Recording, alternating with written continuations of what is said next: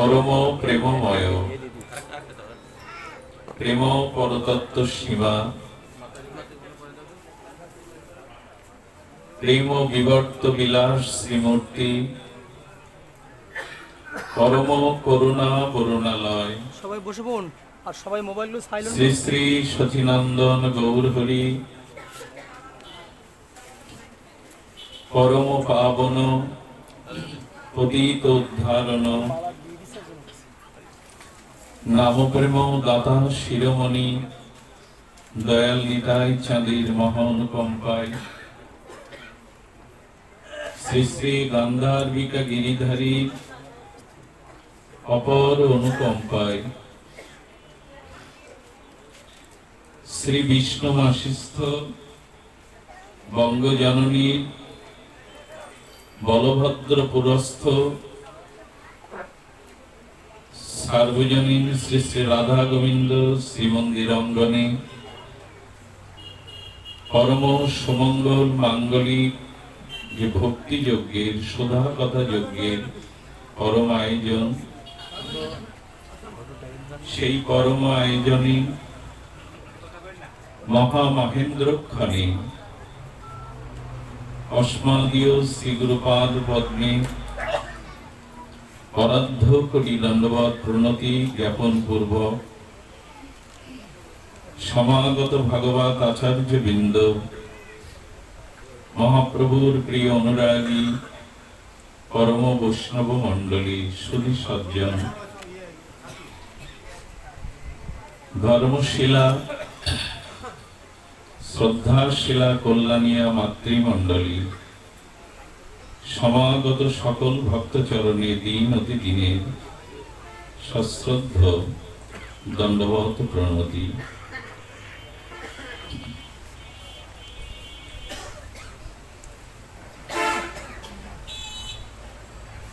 শ্রী ভগবান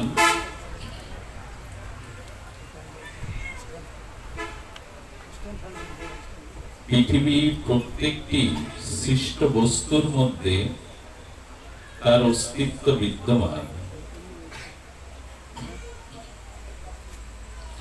বিশ্ব উৎপত্তাদি হেতবে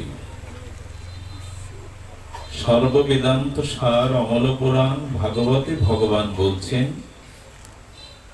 যা কিছু সৃষ্ট এই অনন্ত ব্রহ্মাণ্ডে উৎপত্তাদি হেতবে, সকল কিছুর হেতু আমি। শ্রীমদ্ ভগবদ গীতায় বলছেন, বীজম অব্যয়, সকল কিছুর বীজ আমি। উৎপত্তাদি হেতবে, সকল কিছুর মধ্যেই আমার সর্বাধিক কারণ এবং অনাদিত্য নিত্য বর্তমান। এই জন্য যে বস্তু আমার অংশ থেকে সৃষ্টি, আমি যদি অংশী হই, এই সৃষ্ট জগতের সকলেই আমার অংশ। অংশীর গুণাবলী, অংশের মধ্যে সিন্ধুতে বিন্দু বা অনন্ত থেকে বিন্দু মাত্র থাকাটা সমচীন, ন্যায় দর্শন তাই বলে।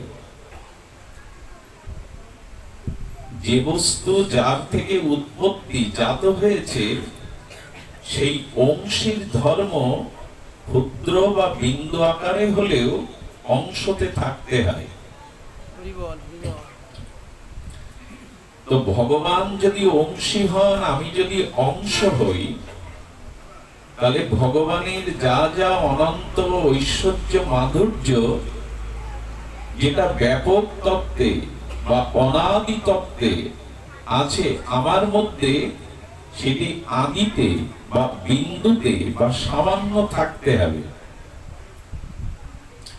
যেমন সূর্য থেকে অগ্নির সৃষ্টি, এই জন্য কোথাও অগ্নি প্রজ্বলন করলে অগ্নির শিখা নিচের দিকে যায় না, উপরের দিকেই অগ্নির শিখা ধাবিত হয়, জোর করে তাকে নিচের দিকে নিতে পারবেন না। কারণ অংশী হলো সূর্য, আর এই পৃথিবীর পার্থিব যে অগ্নি আগুন, সেটা হলো ওই অংশী অগ্নির অংশ। এই জন্য অংশীর কাছে অংশ চিরকাল স্বাভাবিকভাবে ধাবিত হয়। এই জন্য অগ্নিটা নিচের দিকে নিতে পারবেন না, ওটা সূর্যের দিকে উৎসমুখী হবে। এবং এই পার্থিব পৃথিবীর বিকার একটা মাটির ঢেলাকে আপনি উপরে ছুড়ে দিন, তো উপরে ছুড়ে দেওয়া ওই বস্তুটি আকাশেও যাবে না, ডাইনে বাঁয়ে কোথায় আটকে থাকবে না, যেখান থেকে ওর উৎপত্তি ওইখানেই ও ফিরে আসতে চাইবে। আসবে কিনা?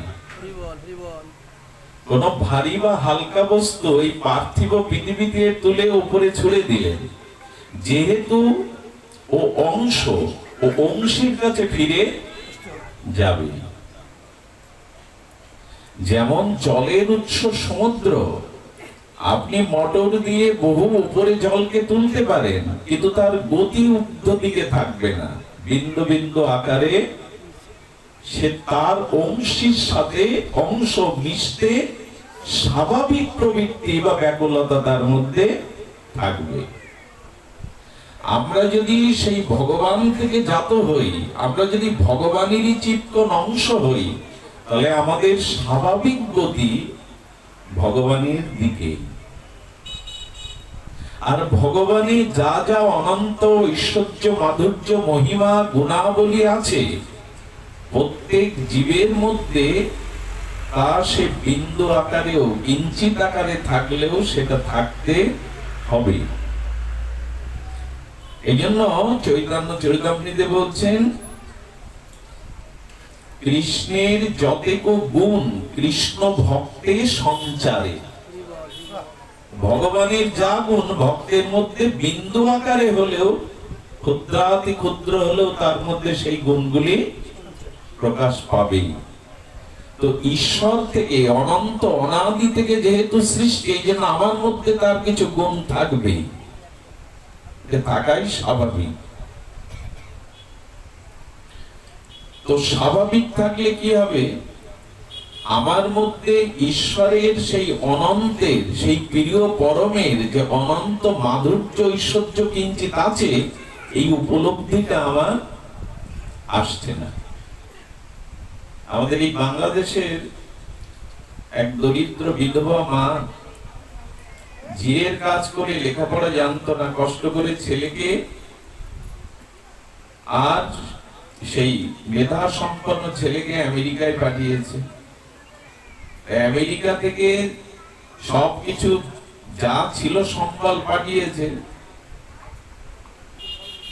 এখন সেই মা 2 বছর পরে রাস্তায় আঁচল পেতে ভিক্ষা করছেন। একজন মহাত্মা জিজ্ঞাসা করছেন, আপনি ভিক্ষা করছেন, আপনার ছেলে আমেরিকায় বড় পদ প্রতিষ্ঠায় আছে। বললেন, বাবা আমাকে ভুলে গেছে, খামে করে মাসে মাসে 2-3 মাস অন্তর কিছু কাগজ পাঠায়, আমি তো ওই কাগজ জানি না লেখাপড়া। বললেন, ভুলে যাওয়ার তো কথা নয় মা, চলো তো কাগজগুলি কি দেখি।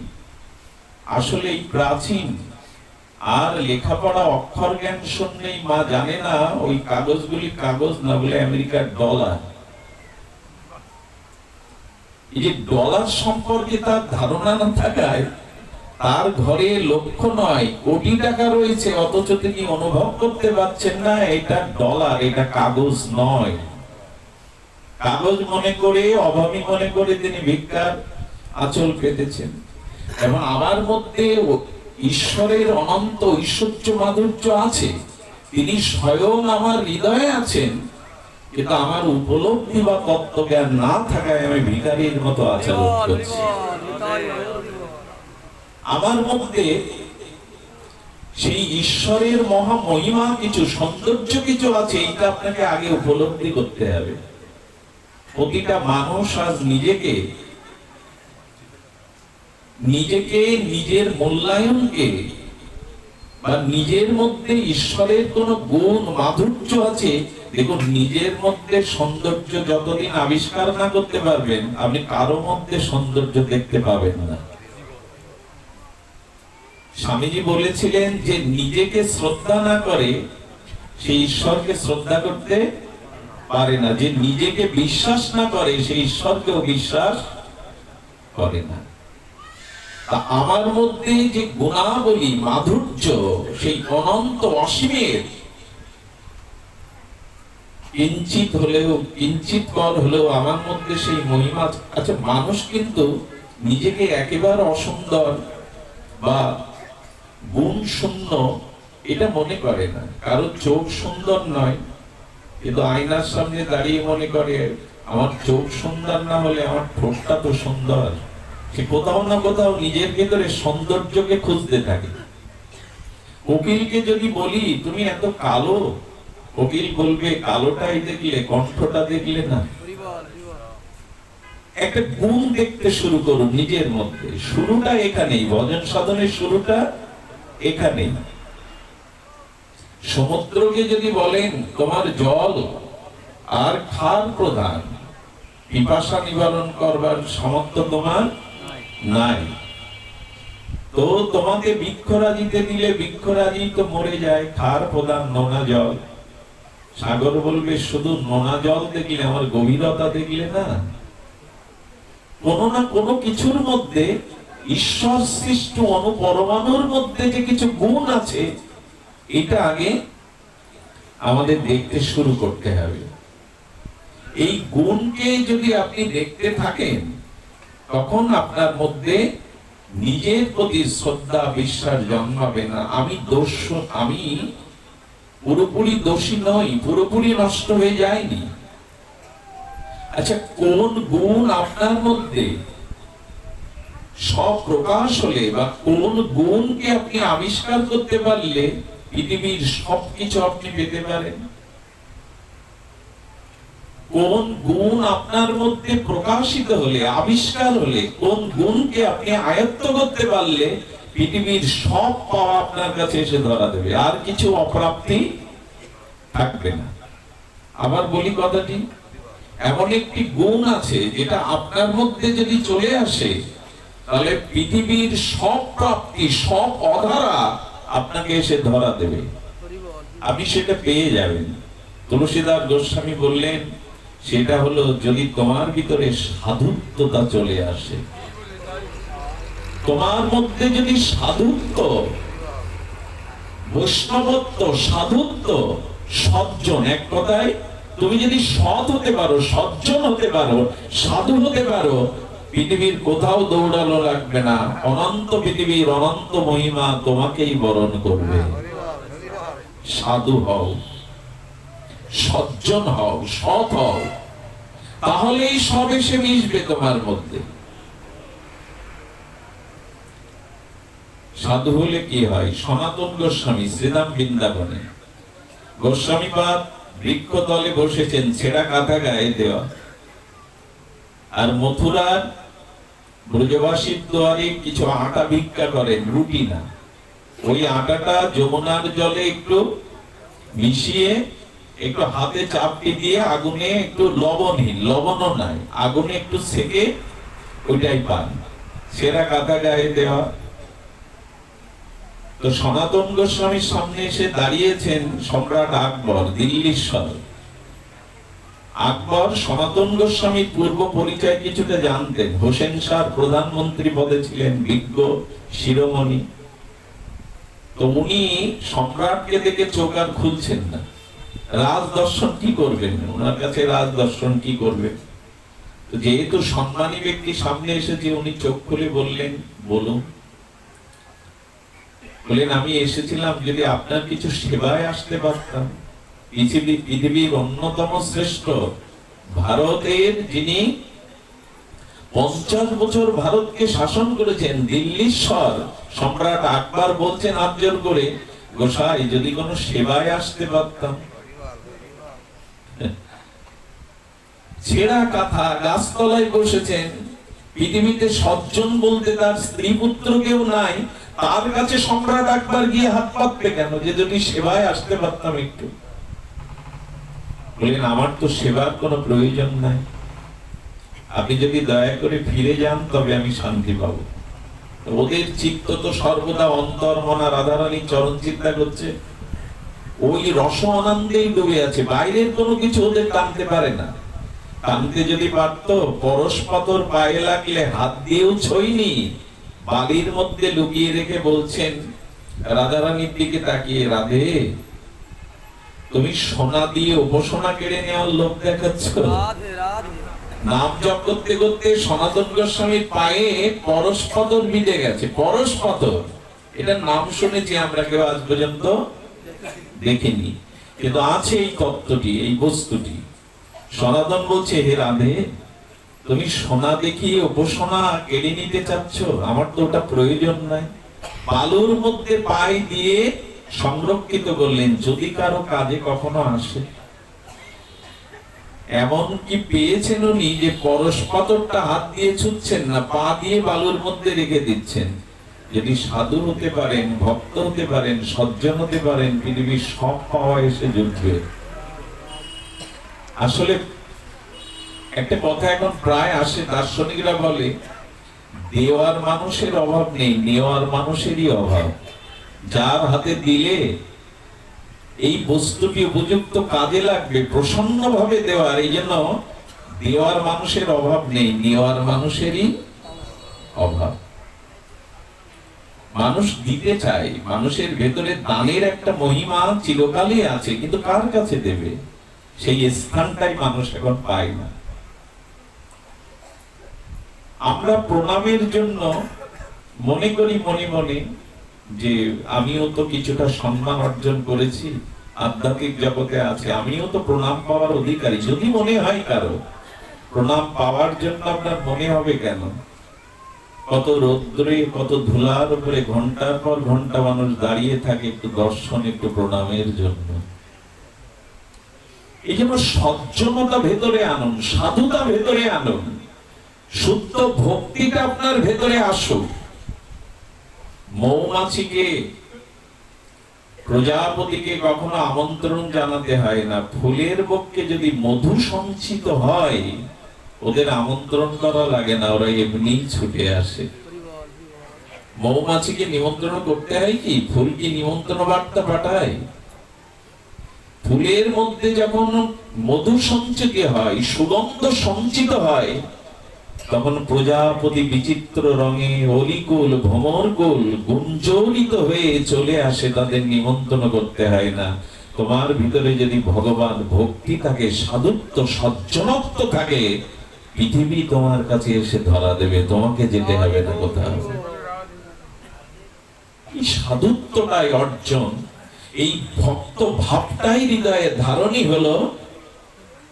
আর তার জন্য আমার ভেতরে ওই মহিমাটা দেখতে হবে। আমি মামই বংশ জীবলোক জীবভূত সনাতন, আমি ভগবানেরই অংশ। গোসাই যদি সেবায় আসতাম, সম্রাটকে বললেন, যখন এত আপনার অভিলাষ, যান না, যমুনার ঘাটটা এক জায়গায় ভেঙে গেছে, ওইটা একটু প্লাস্টার করে দিন। উনি অপমান বোধ করলেন, আমি দিল্লির শহর আকবর, কোথায় ভেবেছিলাম পৃথিবী বিখ্যাত একটা সমাধি মন্দির করতে বলবেন, তারা যমুনার ঘাট ভেঙে গেছে সেটা বাদিয়ে দিতে বললেন, আমায় অপমান বোধ করলেন। কিন্তু গোস্বামী তো ওনার দিকে একটু কৃপা দৃষ্টি, প্রেম দৃষ্টি, করুণার দৃষ্টি দিয়ে দিলেন। ওই দৃষ্টির দ্বারা কি দেখলেন জানেন সনাতন? ওটা যমুনার ভাঙা ঘাট নয়, যমুনার কোলে পড়ে আছে অপার্থিব চিন্ময় জগতের হীরা মুক্তা মণি। সারা যমুনার কোলে লক্ষ লক্ষ অপার্থিব হীরা পড়ে আছে, যার একটাও হীরা তার রাজকোষে নাই। তখন তিনি বুঝলেন, আমি কাকে কি দিতে এসেছি। এরা যে রাজ্যে বাস করে সে রাজ্যের আমার কোহিনূর হীরাও এদের কাছে কোনো মূল্য নাই। পৃথিবীতে এমনও সাধু আছে যে পথ দিয়ে চলে যায় না, ওই ধুলাতে মানুষ গড়াগড়ি দেয়। কত মা ওই ধুলা আঁচলে তুলে নেয় বলুন তো? কত মানুষ তো পথচারী হয়ে হেঁটে যাচ্ছে, ওই কেউ তো ওই ধুলায় লুটায় না, আঁচলে তুলে নেয় না। যিনি সজ্জন বা সাধু ভক্ত হয়েছেন তার কি চারটে পা হয় গো? হয় কি? যিনি সাধু হয়েছেন তার মাথা কি দু চারটে বেশি হয়, হাত চারটে হয়? আপনার আমার মতোই তো। কিন্তু তার পাপ ধুলো নেওয়ার জন্য মানুষ কেন ব্যাকুল হয়? আর তার মধ্যে সাধুত্ব, ভক্তি বা সজ্জনত্ব আছে এই জন্য। রাধে রাধে। আর কেন নেয় জানেন? ভোগীর কাছে গেলে ভোগ চলে আসে, রোগীর কাছে বারবার যাতায়াত করলে রোগ চলে আসে। যোগীর কাছে আসে যোগ, ভোগীর কাছে আসে ভোগ, আর রোগীর কাছে রোগ। আচ্ছা, সেই রোগীর কাছে যদি রোগ থাকে তবে এটুকু বলবো, সাধুর কাছেই আছে শুদ্ধতা, ভক্তি, প্রেম। এই জন্য মানুষ যায় বা গ্রহণ করে। তো এই জন্য আমাদের উচিত ভেতরে সাধুত্বকে প্রকাশ করা। আচ্ছা, ভেতরের সাধুত্ব প্রকাশের জন্য আমাকে কি করতে হবে? আমার ভেতরে প্রেম কিন্তু আছে। পৃথিবীর এমন কোন প্রাণী নেই যে যার হৃদয়ে ভগবান ভালোবাসা বা প্রেম দেননি। এটা মজার কথা শুনুন, আপনি যদি কাউকে ভালোবাসতে চান, সে পিতা মাতা, গুরুবর্গ, সজ্জন, দেশকে, সমাজকে, তথাপি আপনি যদি ভগবানকেও ভালোবাসতে চান তবে ভালোবাসাটা তৈরি করা লাগবে না। ভালোবাসাটা পূর্বের থেকে ভগবান আপনার হৃদয়ে দিয়েই রেখেছে, স্বতঃসিদ্ধ কৃষ্ণ প্রেম, ওটা তৈরি করা লাগবে না। আচ্ছা, এমন কোন প্রাণী আছে যার হৃদয়ে ভগবান ভালোবাসা দেননি? একটা নাম বলুন তো। পৃথিবীর সব থেকে সন্তানকে স্নেহ করে শূকর কুকুর গুলো। শূকর তার বাচ্চাদের সব থেকে বেশি স্নেহ করে। একটা গাভীমা যখন বৎস প্রসব করে বাছুর, লক্ষ্য করেছেন তার গায়ে যে লালাগুলি থাকে এবং এই ভূমিষ্ঠ হওয়ার পরে যে ধুলাবালি লেগে থাকে, গাভীমা চেটে চেটে ফেলে দেয় কি? ফেলে দেয় কি? কি করে? স্নেহ না থাকলে কখনো ওগুলো সে গিলে খায়, ওই ময়লাগুলো, লালাগুলো। ছোট্ট একটা পাখি শস্য ক্ষেত থেকে শস্যের দানা এনে তার ছোট্ট শাবকের বাসায় এসে তার ঠোঁটের মধ্যে দিয়ে দেয়, দেখবেন মাঝে মাঝে চোখে পড়বে। একটা বাঘিনী, একটা সিংহী তাদের বাচ্চাকেও দুগ্ধদান করায়। ভালোবাসাটা এমন আছে যে মায়ের বুকে রক্ত সন্তানের জন্য দুধ হয়ে যায়। রক্ত কখনো দুধ হয়? ভালোবাসাটা সকলের হৃদয়ে, সব প্রাণীর হৃদয়ে ভগবান। এই জন্য চৈতন্য চরিতামৃতে বলছেন, নিত্য সিদ্ধ কৃষ্ণ প্রেম সাধ্য কবু। তোমাকে ভালোবাসা আবিষ্কার করতে হবে না, সৃষ্টি করতে হবে না, ওটা গোবিন্দ দিয়েই রেখেছে। রাধে রাধে। কিন্তু ভালোবাসাটাকে তুমি অপব্যবহার করেছো, যে জায়গায় দেওয়ার সেখানে দাও। ভালোবাসা কিন্তু কোথা থেকে এনে ভগবানকে দিতে হবে না, ওটা আপনার মধ্যেই স্বতঃসিদ্ধ ভাবে আছে। কিন্তু ভালোবাসাটা যথাযথ জায়গায় আমরা নিয়োগ করিনি। ভালোবাসাটা যে কোথায় দিতে হয়, সেই জন্য গীতাতে বারবার দেখবেন, আমি আজ কদিন ধরে কথাটি বলছি, এখানে অনেক গুণীজন আছেন, সমাজে প্রতিষ্ঠিত, ব্যক্তিত্বশীল, এবং আপনাদের অনেক মহাজন আছেন।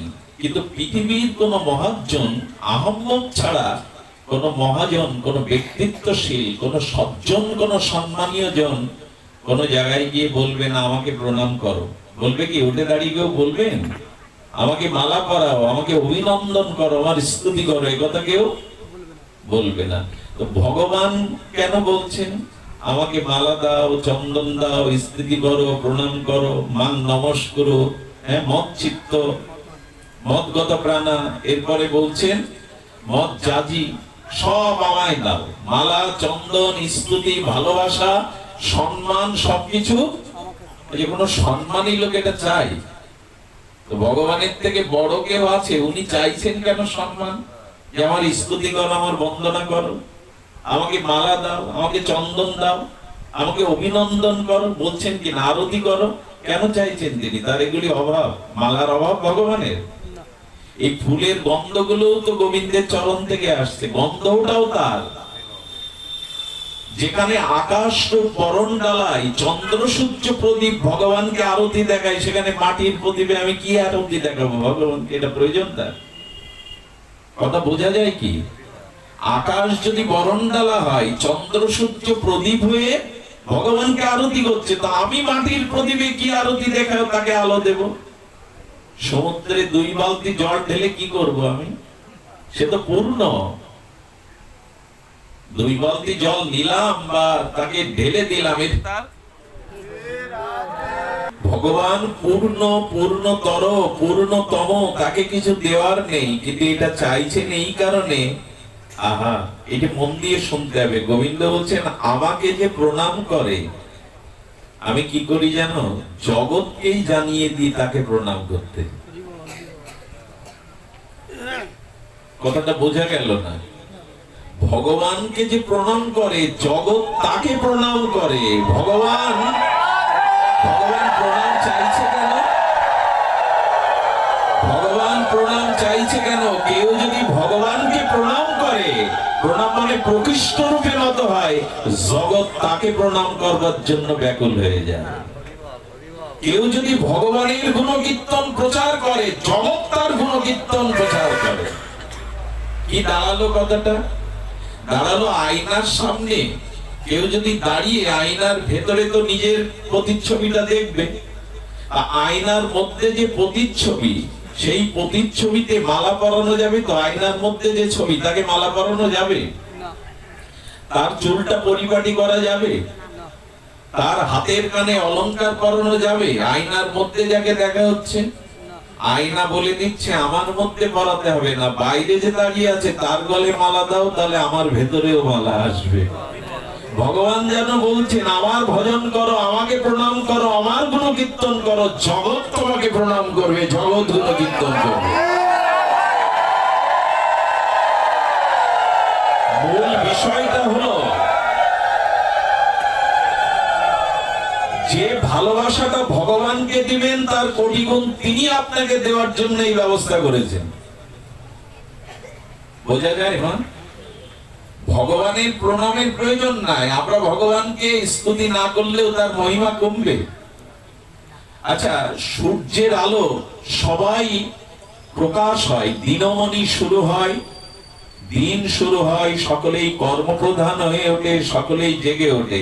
কিন্তু সূর্যের আলো একজন অভিশাপ দেয়, গালি দেয়, সে হলো উলু, পেঁচা। পেঁচা সূর্যের আলো সহ্য করতে ও দিনে দেখে না, এই জন্য সূর্যকে অভিশাপ দেয়।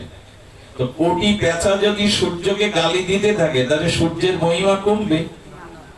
আমরা পৃথিবীতে যদি 100 কোটি লোক ভগবান বিশ্বাস না করি, ভগবানকে নিন্দা করি, তাতেও ভগবানের কিছু আসে যায় না। আসলে ভগবান বলছেন আমার ভজন করলে জগৎ তাকে ভজন করবে। অর্থাৎ তুমি যেটা আমাকে দিচ্ছ, আমি কোটি গুণ তোমাকে সেটা ফিরিয়ে দেব। তাহলে মানুষের সাধুত্ব, মানুষের ভক্তিভাব, মানুষের জীবনে সকল প্রাপ্তি আসবে যদি ভগবানকে আপনি ভালোবাসতে পারেন। ভগবানকে আপনি ভালোবাসতে পারেন। এই ভগবানকে ভালোবাসাটার নাম হলো সাধুত্ব। ভগবানকে হৃদয়ে স্থান দেওয়ার নাম হলো সাধুত্ব। এই জন্য সাধু হতে, সাধু যদি হওয়া যায়, শুদ্ধ সজ্জন যদি হতে পারেন, এই জগৎ আপনাকেই বরণ করবার জন্য প্রস্তুত থাকবে। শুধুজন এই জন্য এই সাধুত্বটা আমাদের হৃদয়ে প্রকাশ হোক। এই প্রসঙ্গে আচ্ছা, কোন মানুষের ভিতরে সাধুত্ব এসেছে, ভক্তিভাব এসেছে, বা তিনি সজ্জন হয়েছে, লক্ষণ কি? তিলকমালা, পোশাক, এগুলি না। এই লক্ষণগুলি প্রয়োজন, এই লক্ষণগুলি প্রয়োজনীয়তা বলা হয়নি, কিন্তু এই লক্ষণেই নির্ণয় হবে না তিনি প্রকৃত সাধু বা সজ্জন কিনা। তাহলে সজ্জন এবং সাধুত্ব কোন গুণাবলী মধ্যে প্রকাশ হবে যে ইনি সাধু? লক্ষণ দেখা যায়, মেঘ ছাড়া বৃষ্টি নামবে কি? তা আমি সজ্জন বা আমি সাধু কখন অনুভব করব? বলে গুণ বা তিনটি তত্ত্ব যখন আপনার মধ্যে আপনি দেখবেন নিষ্কপট ভাবে প্রকাশ হচ্ছে, তখন আপনি সাধু, সেই দিনই আপনি সজ্জন। তার প্রথম গুণ হলো যিনি ভগবানের ভজনে ব্রতী হয়েছেন, যার প্রভাতে নিদ্রা ভঙ্গ হয় গোবিন্দের নাম দিয়ে, আর যিনি নিদ্রা যাওয়ার সময় গোবিন্দের চরণ চিন্তা করতে করতে চরণেই নিদ্রায় যান, এটাই প্রথম লক্ষ্য। সাধুর প্রথম লক্ষণ, আপনার দিন শুরু হবে ভগবানকে দিয়ে, আর আপনি নিদ্রাভিভূত হবেন ওই ভগবানের চরণ চিন্তাতেই। যদি ঘুম না ভাঙে এই চরণেই আশ্রয়। এই জন্য গৌর ভক্তগণ প্রভাতে উঠে গৌর গৌর গৌর গৌর গৌর শুরু করে দেয়। কিন্তু আমার মতো বিষয় উঠেই বলে চা কোথায়, কি বলে চা। হ্যাঁ, এটা খেতে পারে, চাটা প্রয়োজন, চাটা খারাপ জিনিস না, কিন্তু একবার গৌর বলেছ মুখ দিন। আগে তো মুখ ধুয়ে একটু ভগবানের নামটা, বা উঠেই ধোয়ার দরকার নেই, ভগবানের নামটা নিন, উঠেই যদি চা চা করতে থাকেন, আপনার সজ্জনত্ব শুরু হয়নি। এই জন্য আপনার মধ্যে ভজন থাকতে হবে। ভজন না থাকলে আপনি সজ্জন কখনো হতে পারবেন না। এই জন্য দিন এবং রাত্রি এর মধ্যেও যে সময় ভগবানকে যারা নিত্য নিরন্তর ফুলগুর ন্যায় অন্তঃসলীলা হয়ে হাতে কাজ করছে, কিন্তু যাদের চিন্তাটা ভগবানের প্রতি, তার নাম, তার রূপ, তার কোন লীলা, সে অবনরবত ফুলগুন ন্যায় আর অন্তঃসলীলা হয়ে এই লীলা চিন্তা করেন, প্রথম লক্ষণ এটি। এই জন্য গীতায় ভগবান বলেছেন, গীতার গান ধ্রুব সঙ্গীত হলো তস্মাৎ সর্বেষু কালেষু মামনুষ্যর। যে পরিস্থিতিতেই তুমি থাকো সেখান থেকে আমাকে স্মরণে রাখো। যে পরিস্থিতিতেই থাকো, ঠাকুর মশাই সেটি বললেন, সুখে থাকো দুঃখে থাকো, আর গৃহে থাকো বনে থাকো। অনেকেই দেখবেন ভগবানের কাছে কষ্ট দূর করার জন্য যায়, দুঃখ জানাবার জন্য যায়। বেশিরভাগ মানুষ আমরা যে মন্দিরে গেলে, ভাড়া বাঁধলে, ফুল চড়ালে, ভোগ দিলে কামনা পূর্ণ হয়, ওখানে দেখবেন গাড়ি গাড়ি লোক, হাজার হাজার লোক। কিন্তু 200 বছরের প্রাচীন একটা বিগ্রহ আছে, মন্দির আছে সেখানে, কারণ ওখানে কামনা পূর্ণ হয় না। দেখবেন ওইখানে ভিড় লেগে গেছে। সাধু সঙ্গে হরি কথাতে এলে ভবরোগ দূর হয়, এখানে লোক খুব বেশি আসে না, কিন্তু ঝাড় ফুঁক মাদুলি তাবিজ যেখানে দেখবেন হাজার হাজার লোক, সেখানে মানুষ আসলে কামনা বাসনা পূরণের জন্যই সকাম চিত্ত ভিত্তিতে ভগবানের কাছে বেশি যায়। এই লোক লালসার জন্য ভগবানের কাছে আসতেনি। আচ্ছা, দুঃখ দূর করার জন্য, কষ্ট দূর করার জন্য আমি অনুরোধ করছি, কেউ ভগবানের কাছে যাবেন না, কারণ ভগবান কাউকে সুখ বা দুঃখ দেন না, এটা আমাদের কর্মফল থেকে আসে। সুখ বা দুঃখ দূর করবার জন্য কেউ ভগবানের কাছে যাবেন না, কারণ এটি ভগবান থেকে আসে না, আপনার কর্মফল থেকে, প্রারব্ধ থেকে সুখ বা দুঃখ আসে। আচ্ছা, দুঃখ দূর করার জন্য, সংকট দূর করার জন্য আপনি যদি রঘুপতি রামচন্দ্রের কাছে যান, তাহলে রঘুবার রাঘবেন্দ্র বলবেন, আগে আমার দুঃখগুলো লিস্ট তোমায় দিচ্ছি, তারপরে দেখো তুমি আমার কাছে দুঃখ দূর করতে চাও কিনা। বলে কি লিস্ট? বলে শোনো, আমি যেদিন রাজা হব সেই দিন আমাকে বনবাসে যেতে হলো, আমার যাওয়ার কারণে আমি পিতার মৃত্যুটাও দেখতে পেলাম না। আচ্ছা, বনে গেছি, আমার স্ত্রী হরণ হলো, সীতা হরণ হলো, তারপরে লক্ষণের শক্তিশাল, আমিও নাক পাশে বাধা পড়লাম, 4 মাস বনে বনে কেঁদে কেঁদে স্ত্রী হারা হয়ে ঘুরতে হয়েছে। যুদ্ধ শেষে যখন এলাম, সুখের মুখ কি দেখবো, সীতাকে তখন আবার বনবাসে দিতে হলো প্রজাদের কারণে। নিজের পুত্র কন্যা জন্মালো তপবনে, তাদের মুখ আমি, পুত্রর সাথে আমাকে যুদ্ধ করতে হয়েছে, আর যখন পুত্রের মুখ দেখলাম তখন আমার নিত্য লীলা শেষ। আমার দুঃখগুলোর লিস্ট দেখো তো তোমার আছে কিনা এতগুলো দুঃখ। ভগবান যদি দাবি করে রামচন্দ্র, আচ্ছা শ্রীকৃষ্ণের কাছে জানতো, ওনার লিস্টটা দেখুন, ভগবান বলেন তুমি তো কোনো গৃহে জন্মেছ, আমাকে কারাগারের মধ্যেই জন্মাতে হয়েছে। আমার প্রথম জন্মটা কারাগারেই, আমি জন্মেছি কারাগারেই। এরপর বৃষ্টি ভেজা রাতে কত কষ্ট করে বিদা রেখে এলো, 6 দিনেই আমাকে বিষ খাওয়াতে এলো পুতনা। হ্যাঁ, এরপরে সারাটা জীবন তো ওই যুদ্ধ বিগ্রহ, হ্যাঁ, শত্রুর মোকাবেলা করতে করতে গেছে। শেষে আমার বংশের ধ্বংস আমাকে সচক্ষে দেখতে হয়েছে। আমার নিজের পুত্র শাম্ব, সে কিনা ঋষিদের সামনে মানে পুরুষকে মেয়ে সাজিয়ে বলে দেখো তো এর পেটে কি হবে, ছেলে নামে আমার ছেলে। সারাটা জীবন যুদ্ধ, আমার ছেলে প্রদ্যুম্নকে নিয়ে গঙ্গায় ফেলে দিল, ওরা নদীতে ফেলে দিল। জানেন যীশু খ্রিস্ট যেদিন জন্মেছিলেন, মা মরিয়ম আঁচল পাতার কাপড় ছিল না, ঘাস বিছিয়ে দিয়েছিল, ওর উপরে রেখেছিল যীশু খ্রিস্টকে। নিমাইয়ের দুঃখ দেখুন, বাবা মারা গেল ছেলেবেলায়, তাই না? সারা জীবন মহাপ্রভু কেঁদেছেন। 7-7টা বোন মারা গেল, পিতা হারালো, নিজের বড় ভাই যে সব থেকে ভালোবাসতো বিশ্বরূপ, সেও সন্ন্যাস নিয়ে চলে গেল। মার চোখের জল, প্রথম স্ত্রী লক্ষ্মী দেবীও বিয়োগ হলো। সারাটা জীবন মহাপ্রভু দাঁড়ে দাঁড়ে প্রায় কেঁদেছেন, গাম্ভীরায় কেঁদেছেন। তো যার জীবনে এত দুঃখ লম্বা চওড়া, আপনি তার কাছে কি দুঃখ দূর করতে যাবেন? এই জন্য ভগবানের কাছে সুখ দুঃখের দাবি নিয়ে যেন না, একটাই দাবি, আমি যতই দুঃখে থাকি প্রভু, আমি যেখানেই থাকি যেন তোমাকে ভালোবাসতে পারি, তোমার ভজন করতে পারি, তোমার সেবা করতে পারি। সুখ দুঃখ আসুক আমার জীবনে, এটা আসবে। আচ্ছা,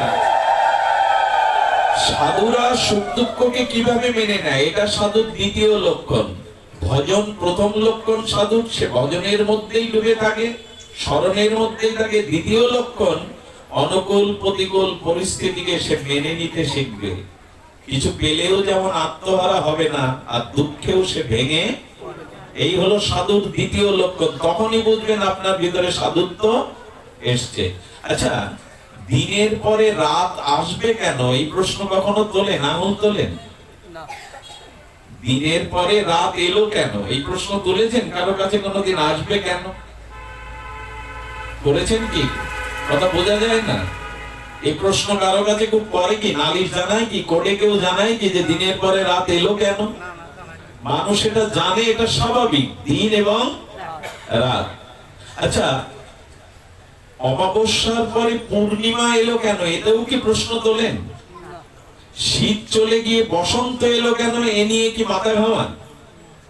আসবে কেন, এরকম প্রশ্ন তোলেন? তাহলে জন্ম যখন এসেছে, মৃত্যুটাও আসবে, এতে কেন প্রশ্ন তোলেন? সুখের পরে দুঃখটা আসবে, এটা কেন বসন্ত থাকতে পারতো না 12 মাস? প্রকৃতিতে ওটা নিয়ম নাই, কারণ দ্বৈত বৃত্তি দিয়ে জগৎ গড়া, সুখ দুঃখ হাসি কান্না পাপ পুণ্য, এই দুটো দিয়েই গড়া। তাই দুটোকেই মেনে নিতে শিখুন। ভগবান আমায় দেখলো না, সবাইকে দেখে ভগবান। এখন মন্দিরে গিয়ে অনেকের একটা যন্ত্রণা হয়, ভগবানের কাছে ভজন কি চাইবে, নিজের ভেতর কি দেখবে? মানুষ এখন মন্দিরে গেলে সব থেকে কষ্ট পায় এই ভেবে, ওর হলো আমার কেন হলো না প্রভু। এই যন্ত্রণা মানুষের। প্রভু ওর দিকে তোমার দৃষ্টি, আমার দিকে তোমার দৃষ্টি, এগুলো উচিত নয়। মন্দিরে গিয়ে এই জাতীয় ভাবনাটা মন্দিরকে, আপনার হৃদয়কে কলুষিত করবে। ওর কেন হলো, আমার কেন হলো না। আমি এই জন্য বলবো, সব পরিস্থিতিতেই রাজি থাকুন। আপনার মতো করে পৃথিবী চলবে না, পৃথিবী ও দিয়ে গড়েনি। পৃথিবীর একটা নিয়ম হলো অনুকূল প্রতিকূল পরিস্থিতি। সবকিছুকে ভগবানের কৃপা মনে করে যদি ধৈর্য ধরে থাকতে পারেন, এটাই সাধুর দ্বিতীয় লক্ষণ। অনুকূল প্রতিকূল সুখ দুঃখ জন্ম মৃত্যু আসবে, কিন্তু আপনি স্থির থাকবেন। দৃশ্য বদলাবেন কিন্তু দ্রষ্টা বদলাবে না। পৃথিবী বদলাবে কিন্তু আপনি বদলাবেন না, আপনি তো স্থিতি আছেন। এই জন্য এই ক্রম বিবর্তন, এই অনিত্য কাল কবলিত সংসারের অনেক কিছুই ঘটবে, পরিবর্তন আসবে। শীত আসবে, বসন্ত আসবে, সুখ আসবে, দুঃখ আসবে। এই জন্য তো গীতার এই বাণীগুলো ভালো করে দেখতে হয়। শীতেষ্ণ সুখ দুঃখেষু সমসঙ্গ বিবর্জিত। কে আমার ভক্ত, ওখানে কি তিলকমালার কথা গীতায় বলেছে দ্বাদশ অধ্যায়ে? কে আমার প্রিয় ভক্ত, এই লক্ষণ বলতে গিয়ে কোন পোশাকের কথা বলেছে ভগবান? কি বলেছেন? যারা মান অপমান শীত গ্রীষ্মকে সমজ্ঞান করে, সমে ভক্ত মে প্রিয়, সেই আমার অতীব প্রিয় ভক্ত। আমরা মেনে নিতে পারি? এগুলিকে মেনে না নিলে জানবেন আপনার ভিতরে সজ্জনত্ব, ভগবত ভক্তিভাব আসেনি। এই জন্য জীবনে যায় আসুক, সকল কিছুর মধ্যে যেন তার করুণাকে, কৃপাকে আমি উপলব্ধি করতে পারি। আর তৃতীয় লক্ষণটা কি? তৃতীয় লক্ষণটা হলো সাধুর হৃদয়টি যখন আপনার হৃদয়ে পরদুঃখে কাতর হবে, এই হলো তৃতীয় লক্ষণ। ভাগবত আমাদের দার্শনিক গ্রন্থ, বেদান্তের সার। ভাগবত মানে কোনো গল্প কাহিনী নয়, আমাদের জীবন দর্শনের সারাৎসার হলো সর্ব বেদান্তের সার। অমল পুরাণ ভাগবত নিজেকে চেনায়, ভাগবত নিজেকে জানায়, স্বরূপকে ফিরিয়ে দেয়। পরদুঃখে যার হৃদয় কাঁদে না, দ্রবীভূত হয় না, সে যত বড়ই মঠ মিশনে থাকুক, আদৌ সে সাধু হতে পারেনি। পরের দুঃখে কাতরতা। তুলসীদাস গোস্বামী বললেন, মাখন তবু সূর্যের তাপ বা অগ্নির তাপ লাগলে গলে যায়, অপেক্ষা থাকে মাখন গলার সূর্যের তাপ বা অগ্নির তাপ। কিন্তু সাধুর হৃদয় দুঃখ দেখা মাত্রই বিগলিত হবে, অন্য কোনো কারণ থাকবে না। সাধুর হৃদয় থাকবে বড় দুঃখে কাতর। এটি আজ বড় অভাব, এটি আজ আমাদের বড় অভাব। আপনাদের কাছে অনুরোধ করব, পরের দুঃখকে যতদিন নিজ দুঃখ বোধ না করতে পারছেন, লক্ষ্য করুন ভগবান শঙ্কর কাঁদছিলেন, ভগবান শিব শম্ভু শঙ্কর কাঁদছেন কলিযুগের প্রারম্ভে পূর্বে, আর মহাবিষ্ণু এসে বলছেন, শঙ্কর আপনি সহসা চোখের জল ঝরান না, কেন কাঁদছেন? বলেন, কলিযুগের জীবের দুর্দশা দেখে, তাদের ত্যাগ বৈরাগ্যের অভাব দেখে, আর তাদের এই ভোগ বিলাস অধঃপতন কষ্ট দেখে কাঁদছি। ভগবান শঙ্কর আমাদের দুর্দশা দেখে চোখের জল ফেলতেন। ভগবান বিষ্ণু এসে বললেন, আপনি একা কেন কাঁদবেন, আমাকেও সাথে নিন। আপনি একা কেন জীবের দুঃখে কাঁদবেন? বিষ্ণু ভগবান শঙ্করকে বলছেন, আমাকে সাথে নিন। এই সদাশিব আর মহাবিষ্ণু বিষে এক হয়ে অদ্বৈত হলেন। আর অদ্বৈতে এসে কি দেখলেন? প্রকটিত হইয়া আচার্য করেন বিচার, কৃষ্ণ ভক্তি শূন্য সব লোক ব্যবহার। আচার্য দেখছেন মানুষের ভক্তি নাই, ভগবত ভজন নাই, ভগবানের নাম নাই, সব সংসার নিয়ে মেতে আছে। নিজের বিবাহ বার্ষিকী পালন করে লাখ লাখ টাকা খরচ করে, অথচ গোবিন্দের আবির্ভাব তিথি, গৌর আবির্ভাব তিথি তারা পালন করে না। ছেলে মেয়ের জন্মদিনে কত টাকা, কত বাজি পোড়ায়, কিন্তু ভগবানের সেবার জন্য, সে বৈষ্ণব সেবার জন্য কখনো অর্থ ব্যয় করে না। আচার্য দেখলেন ভক্তি শূন্য সব লোক ব্যবহার। এই জন্য অদ্বৈত বাবলা তলায় বসে আর তুলসী পাতা নিয়ে চোখের জলে কাঁদছেন, প্রভু আমার মতো কোটি অদ্বৈত এই জগৎকে প্রেম দিয়ে ধন্য করতে পারবে না, প্রভু তুমি নেমে এসো। পরের দুঃখ যারা না কাঁদে তারা সাধু কি করে হলো? আচার্য প্রভু কাঁদছেন বাবলা তলায় বসে। ওই শ্লোকটি পেয়েছিলেন, তুলসী দল মাত্রেন জলস্য চুলুকেন বিক্রি নিতে সাআদমানাং ভক্তব্য ভক্তবৎসলা। ভগবানকে কেনা যায় যদি চোখের জলে আর তুলসী পাতায় কৃষ্ণকে আহ্বান করো। অদ্বৈত প্রভু কাঁদছেন, প্রভু এসো, এই জীবগুলিকে তুমি কল্যাণ করো, এরা শোকে তাপে কর্মফলে পাপে এরা ডুবে যাচ্ছে, এদের রক্ষা করো প্রভু। পরের দুঃখে যারা না কাঁদে তারা সাধু হয় কি করে? এই জন্য পরের দুঃখে আপনার হৃদয় যখন দ্রবীভূত হবে, তারই নাম তো সাধুত্ব। এটা আজ খুব অভাব। বরঞ্চ বলা যায় আমার মতো মাদিসজীব পরের দুঃখে আনন্দই বেশি পায়। আমি একটা ঘটনা প্রায় বলি, যতদিন অপরের মঙ্গল না চাইবেন, আমি এখানে আপনাকে স্ট্যাম্পে লিখে দিতে পারি, আপনার মঙ্গল হবেই না। কোনো কালে আপনার মঙ্গল হতেই পারে না। অপরের মঙ্গল চিন্তা না করলে আপনি মঙ্গল নাও করতে পারেন, চিন্তা করুন, মঙ্গল চিন্তা করুন অপরের, তখনই আপনার মঙ্গল হবে। এছাড়া নিজের ভালো, নিজের কল্যাণের দ্বিতীয় কোনো পথ নাই। পরকে বড় করবে যত, নিজে বড় হবি তুই। বড় হওয়ার একটাই পথ, একটা ছাড়া নয় কো দুই। সমবেত ঠাকুর অনুকূল চন্দ্র এই বাণীটা বলেছে। আরো বলেছেন, অপরের মঙ্গলই নিজ মঙ্গলের প্রসূতি। যে যত অপরের কল্যাণ করবে, তার মঙ্গল তত সূচনা হবে। কেন ভুলে যায় আমরা? মনে আছে তো সেই ঘটনাটা? আমার দেবতার আরাধনা করে বহুদিন পর দেবতাকে সন্তুষ্ট করে দেবতা এসে বলছে, বর দাও। প্রভু বর দিন, যে পরিস্থিতি, যে স্থানে দাঁড়িয়ে আমি যা যা ইচ্ছা করব তাই যেন পূর্ণ হয়।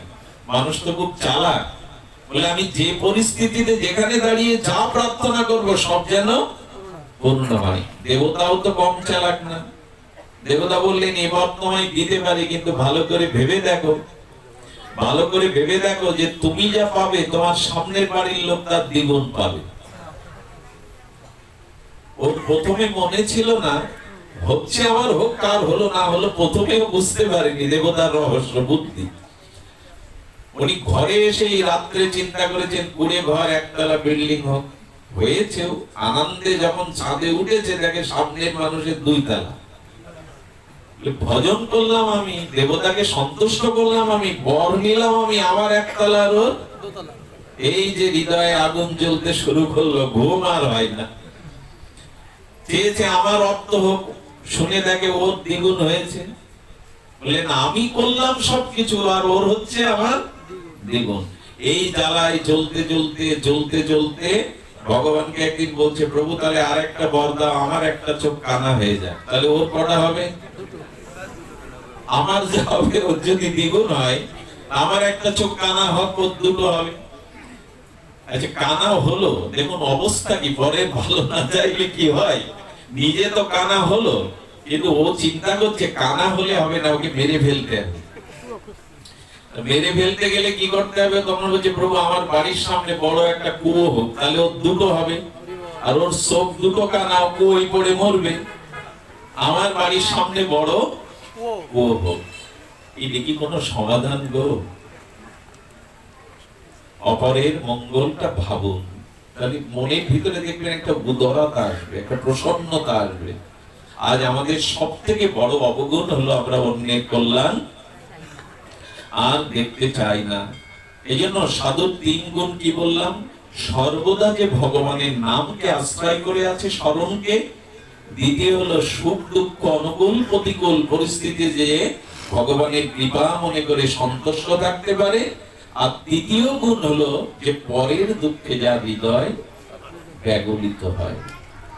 একবার ভেবে দেখুন তো, আমি সাধু বলে দাবি করলে আমার ভিতরে এগুলি কতটুকু আছে। শুধু ভক্তগণ, এই জন্য ভগবান বলছেন, এতাদৃশী তব কৃপা ভগবান নামাপি দুর্দৈর্ঘ্য। আমার দুর্দৈর্ঘ্য হলো আমার হরিনাম হরি কথাতে রুচি হলো না। আমার দুর্দৈর্ঘ্য হলো ওই যে আমার রুচি হলো না। এই কথা শুধু শ্রবণের নয়, এগুলি জীবন চরিত্রে আনায়ন করতে হবে আমাদের। আচ্ছা, শুরু করি। আমি প্রথম সাধুর লক্ষণ বললাম ভগবানকে স্মরণ করা, অর্থাৎ ভজন শুরু করা। ভজনটা কি? খুব মার্মিক কথা, যদি মন দিয়ে শুনছেন আরো একটু মনোযোগ দিয়ে শ্রবণ করেন। ভজনটা কাকে বলে? খুব দার্শনিক বিচার করেছেন আমাদের গৌড়ীয় আচার্যরা। এই কথাটা আপনাদের হৃদয়ে নিতেই হবে। ভজনটা আপনার জীবনে শুরু হবে, এটা আপনি প্রকৃত ভজন, ব্যবহারিক বা কপটতাপূর্ণ ভজন নয়। নিষ্কপট ভজন আপনার জীবনে কখন হবে? এবং সেই ভজন আপনাকে প্রেম ভক্তির দুয়ারে পৌঁছে দেবে, প্রেম ভক্তি প্রাপ্তি করিয়ে দেবে। এই ভজনটা আসলে কি? ভজন শব্দটার কি ভজনাম, গৌতমীয় তন্ত্রে প্রশ্ন তুলেছে দেবর্ষি নারদ কি ভজনম, ওখানে উত্তরে বলছেন ভগবত অনুসন্ধানম ইতি ভজনম, অর্থাৎ যখন আপনি ভগবানকে খোঁজ করবেন এরই নাম ভজন। যখন আপনি ভগবানকে খোঁজ করবেন, তো ভগবানকে অন্বেষণ করা, খোঁজ করার নামই হলো ভজন। করছি তো জীবনের খোঁজ কি? টাকা পয়সা, বাড়ি গাড়ি, সুন্দরী রমণী, খোঁজ করছি তো সারা জীবন এইগুলো। খোঁজ করছি কোনগুলি? এইগুলি। আমার একটা জিনিস মনে হয় কি জানেন, আমরা বেশিরভাগ যে বস্তুগুলোকে ভালোবাসি, আমরা এতটাই মূর্খ বা মূঢ়, আমরা একবারও বিবেচনা করি না যাদেরকে ভালোবাসছি ওরা আমাকে ভালোবাসে কিনা। একাঙ্গী বলে একটা ভালোবাসা আছে, কি বললাম শব্দটা? একাঙ্গী, মানে এক পক্ষ ভালোবাসে, দ্বিতীয় পক্ষ ভালোবাসে না, একে বলে একাঙ্গী। এক পক্ষই, আচ্ছা দুই পক্ষ ভালো না বাসলে তাকে প্রেম বলা যায়, ভালোবাসা বলা যায়? বলা যায় না। তো লক্ষ্য করুন তো, আমি যে টাকাকে ভালোবাসি, গাড়িটাকে ভালোবাসি, বাড়িকে ভালোবাসি, জমি জমাকে ভালোবাসি, আমার প্রশ্ন আপনাদের কাছে, টাকা ভালোবাসে তো আপনাকে? বাড়ি আপনাকে ভালোবাসে তো? কথা বলবেন মা, গরমে ঘুমাবেন না, শুনুন মন দিয়ে। অর্থাৎ ওরা, ওদের ভালোবাসার কোনো ক্ষমতাই বা যোগ্যতাই নাই। জড় বস্তু, এই টেবিলটাকে আমি ভালোবাসতে পারি, টেবিল কখনো আমায় ভালো যদি বাসতো, তাহলে রোগ শোকে টাকা চলে গেলে টাকা একবারও আপনার জন্য মর্মবেদনা জানায়, কত কষ্ট করে আমাকে ভালোবেসে সঞ্চয় করেছে, আমি চলে যাচ্ছি। আমরা কত বড় জ্ঞান শূন্য, যাকে ভালোবাসে সে আমাকে কোনোদিন ভালোবাসবে না, আমি তাকেই ভালোবেসে গেলাম সারা জীবন। আচ্ছা মানুষ ফ্রিজ, টিভি, বাড়িতে কত কি সুন্দর আসবাবপত্র ভালোবাসে না? মরার পরে মাটির কলসি ছাড়া ওগুলো দেয় না কেন? মানুষের কি চালাক বুদ্ধি দেখুন, হাতের আংটিটা খুলে নেয় মরার পরে, ওটা কিন্তু সাথে, কিন্তু ওই যে কাঁথা কাপড় খাটটা বলে কি এটাতে উনি শুতেন, এই জামাটা উনি ভালোবাসতেন, এই জুতোটা পরতেন, এগুলো দেখেন, সোনার আংটিটা দেয় কি? মাদের হাতে বালা থাকলে কান্নাকাটির মধ্যে ওটা খুলে ঘরে তুলবে। দেখুন আমাদের বুদ্ধিটা গেছে। যে মানুষ শ্মশানে শোয়ানো, তাকে যদি বলেন তোমার খাট ছিল এত দামি, আজ এখানে শুয়েছো কেন তুমি? শ্মশান শব্দের অর্থ তো তাই, যেখানে মরাকে শোয়ানো হয়, এখানে আমাকে ওরা খাট দেবে না। আচ্ছা আজকে তোমার স্ত্রী পাশে থাকবে না, তুমি শুয়ে আছো, বলেন আজ আমার স্ত্রী চৌকাঠ পর্যন্ত বা ঘরের সিংহদুয়ার পর্যন্ত আসবে, তার পাশে আসার তার অধিকার। যে টাকাগুলো তুমি সঞ্চয় করে ব্যাংকে সিন্ধুকে সোনাদানা রেখেছিল, ওরা সাথে আসেনি? আজ বুঝলাম আমি ওদের ভালোবেসেছিলাম কিন্তু ওরা আমাকে ভালো, তাহলে এক পা বাড়াতো আমার জন্য, ওরা আসেনি। আচ্ছা যে নাতি নাতনিকে এত ভালোবাসতে, একেবারে ওদের মুখ না দেখলে তোমার দিন ভালো যেত না, ওদের কাজ তোমার বলে দেবে না? বলে না, ওদের কাজ আমার কাছে আসতেই দেবে না। আচ্ছা তুমি আজকে এখানে তোমার জন্য আহারের ব্যবস্থা নেই, তোমার যে প্রিয় টিভি, ফ্রিজ, যা কিছু ছিল, আসবাবপত্র, চেয়ার টেবিল, বলে ওগুলো একটাও বের করেনি, তবে মাটির একটা কলসি দিয়েছে, কিন্তু ওটাও ভেঙে ধুয়ে যাবে। কাদের ভালোবাসেন আপনি?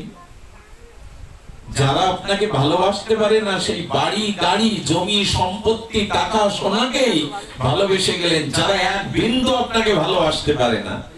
এই জন্য রামপ্রসাদ বলেছিলেন, পৃথিবীর কেউ ভালো তো বাসে না, পৃথিবী ভালোবাসিতে জানে না। আর দ্বিতীয় ভালোবাসে আমরা ব্যক্তিকে, স্ত্রী, পুত্র, পিতা, মাতা, সজ্জন, কুটুম্ব, এদেরকে, তাই তো? ব্যক্তির ভালোবাসার মধ্যে তিনটে অভিশাপ আছে। ব্যক্তি ভালোবাসার মধ্যে তিনটি অভিশাপ আছে। ব্যক্তিকে ব্যক্তির প্রতি কর্তব্য করুন, কিন্তু অতিরিক্ত ভালোবাসা ব্যক্তিকে দিলে তিনটি অভিশাপ আপনাকে নিতে হবে। একটু মিলিয়ে নিন মা কথাগুলো, খুব দার্শনিক কথা। তিনটি হলো, ব্যক্তিকে যদি কাউকে ভালোবাসেন তাহলে সেই ভালোবাসাটা একদিন ভেঙে যাবে, আপনি রক্ষা করতে পারবেন না। মরে যাওয়াটাও মানে বিচ্ছিন্ন হওয়া, তো ধ্বংস তো হবেই, কিন্তু প্রকৃত প্রেম কখনো ধ্বংস হয় না। তাকেই প্রেম ভালোবাসা বলে, যা অনন্তকালেও ধ্বংস হয় না। কিন্তু স্ত্রী পুত্র বন্ধু কুটুম্ব যাদের ভালোবেসেছেন, মরা পর্যন্ত যাওয়া লাগবে না। এর আগে কত মন্ত্র পড়া হয়, যদি দং হৃদয়ং তব তদি দং হৃদয়ং মম, পুরোহিতে এসে লাল কাপড় দিয়ে গামছা দিয়ে কত হাত বাঁধে, কত মন্ত্র বলে, 2 বছর পর কোর্টে গিয়ে ডিভোর্স দিয়ে দেয়। জগতে ব্যক্তিকে ভালোবাসলে একদিন সেই ভালোবাসা ধ্বংস হবে। দ্বিতীয় কারণ হলো, ব্যক্তিকে ভালোবাসলে তার কাছ থেকে কোনো না কোনো দিন আপনাকে আঘাত পেতেই হবে। আকাশ থেকে এসে কেউ আপনার জীবনে ব্যথা দেয় না। আজ এই ব্যথা পাওয়ার জন্য কতজন আত্মহত্যারও পথ বেছে নেয় জীবনে। এত বড় মূল্যবান মনুষ্য জীবনটাও শেষ করে দেয় এই জাগতিক ব্যক্তি ভালোবাসার কারণে। ব্যথা পেতে হবে, ধ্বংস হবে। আর কি আসবে জানেন? আর এই পৃথিবীর পিতামাতা ব্যতীত প্রত্যেক ব্যক্তি ভালোবাসার মধ্যে স্বার্থ আছেই আছে। এক পিতামাতার মধ্যে সূক্ষ্ম একটু স্বার্থ আছে, কি এই ছেলেটা আমাকে বৃদ্ধাশ্রমে দেবে না, এই ছেলে অন্তত আমার মুখে 2 মুঠো দেবে, অন্তত এই আশাও তার আছে। নিঃস্বার্থ ভালোবাসার দৃষ্টান্ত পৃথিবীতে পিতামাতা ছাড়া দ্বিতীয় যদি দেখাতে পারেন, আমি ব্যাসাসন ছেড়ে চলে যাব। এক পিতামাতা ব্যতীত জগতে কেউ নিঃস্বার্থ ভালোবাসা আপনাকে বাসে না। স্বার্থের কারণে এই ভালোবাসা চুক্তি করা। পিতামাতা ব্যতীত জগতে যাকে ভালোবাসবেন তার একটা চুক্তিনামা আছে, যতদিন আমি তোমার কাছ থেকে সুখ পাবো, স্বার্থ পাবো, ততদিন তুমি আমার। যেদিন থেকে তোমার কাছ থেকে আর সুখ আদায় করতে পারবো না, কিছু পাবো না, সেদিন থেকে এই চুক্তি ভঙ্গ। আশ্চর্য হতে হয়। আর চলচ্চিত্র জগৎ বলুন, যাদেরকে আমরা আইডিয়াল মনে করি, তাদের জীবনধারা দেখুন, কত নোংরামি নেমে এসছে তাদের। সকালে বিকালে তারা আপনজন ত্যাগ করে, প্রিয়জন ত্যাগ করে, স্বামী ত্যাগ করে। এই জন্য জগতের ভালোবাসার মধ্যে আছে স্বার্থ। তোমার কাছ থেকে সুখ পাই তাই তোমাকে রেখেছে। যেদিন আর তোমার কাছ থেকে সুখ আদায় করতে পারবে না, সেদিন আর তোমাকে ওরা মনে রাখবে না। কিন্তু ভালোবাসাটা এক জায়গায় দিলে তার কোটি গুণ ভালোবাসা শুধু ফিরে আসে না, সেই ভালোবাসার কাছে তিনি চিরদিন আপনার কাছে দাস হয়ে যান, ঋণী হয়ে যান।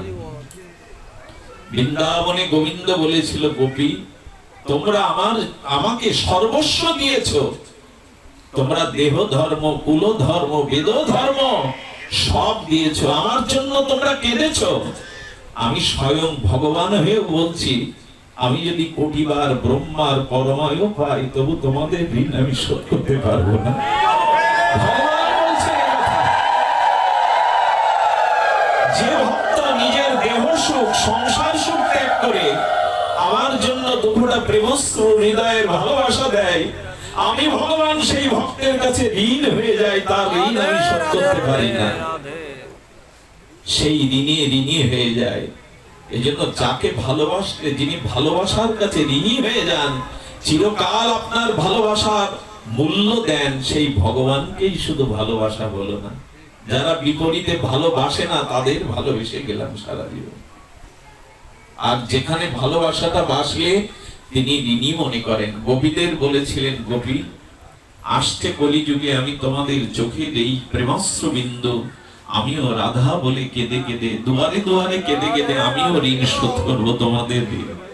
যার জন্য 2 ফোঁটা প্রেমস্ত্র ফেললে যিনি কোটি গুণ অস্ত্র বিসর্জন দেন, সেই ভগবানকেই শুধু ভালোবাসলাম। বড় ভুল হয়ে গেছে জানেন, ভালোবাসাটা সঠিক জায়গায় আমরা দিতে পারিনি। যাদেরকে ভালোবেসেছি তারা ভালোবাসার মূল্যই বোঝে না। এই জন্য দয়া করে অনুরোধ করব, হৃদয়ের যে স্বতঃসিদ্ধ ভালোবাসা, স্নেহ, মমতা, এটা ভগবানকে দিন। শুরু করেছিলাম খোঁজ, অনুসন্ধানের নাম হলো ভজন। ভজন মানে তাকে অনুসন্ধান করা। কিন্তু শুধু অনুসন্ধান তো, এর মধ্যে যারা আছেন 20-30 বছর ধরেও করছেন, সন্ধান করে পেয়েছেন। আমার কথা কি বোঝা যায়? মানে দীক্ষা নিয়েছি 30-20 বছর, মালা তিলক নিচ্ছি, হরিনাম করছি, সাধু সঙ্গ করছি, মানে খুঁজছি তো কৃষ্ণকে, ভগবানকে।